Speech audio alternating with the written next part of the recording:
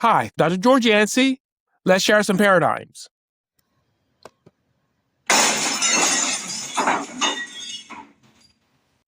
Paradigm share today concerns Democrats and the white male. One of the things we discovered the past couple election cycles is that Republicans have a problem with women and Democrats have a problem with males. More specifically, white males. Now, they are losing some traction among African American males and Hispanic males, but white males. And this is really important when we think about it. Remember that Harris lost the big Midwestern states. And one of the driving forces behind that is lower class, lower educated, if you will, whites, especially white males. Losing those big times probably cost her the election and may cost Democrats some possible seats they could get in the House and the Senate. So, how the Democrats have tried to solve the white male problem, I think, is instructive to the whole notion of identity politics. The Democrats have progressively leaned into identity politics. And in doing so, this is how they envision the way in which they can solve their problems. Identity politics, if you're not seeing some other videos, is the notion that politics is used to help rescue oppressed groups. Generally speaking, white males are not seen as oppressed groups.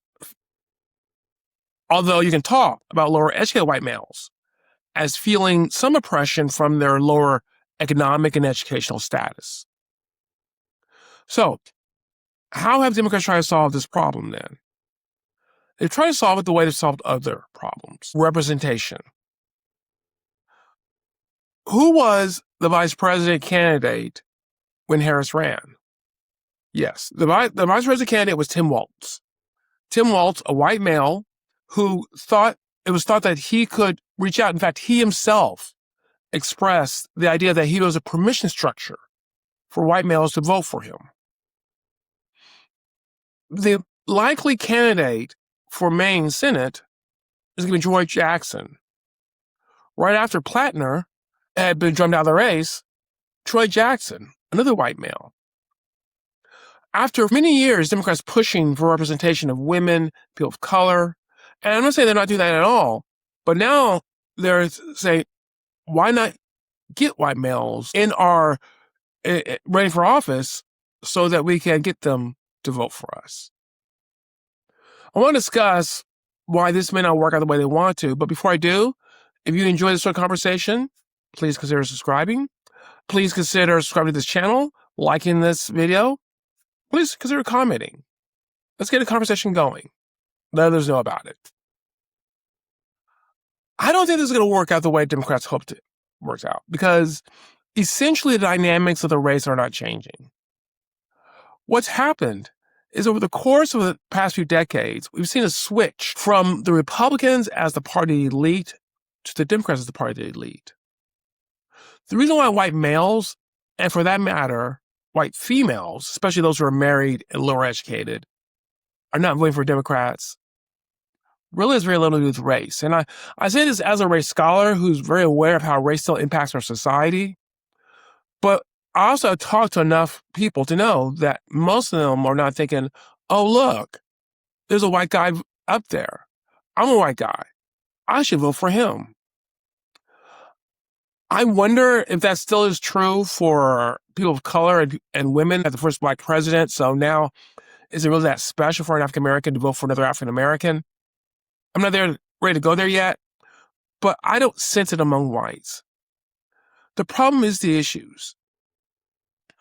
White males, uneducated white males, don't feel represented by Democrats, not because they don't see their race and their sex up there, but because the Democrats have not been talking to them. They've been leaning on the crutch of identity politics, hoping to get votes.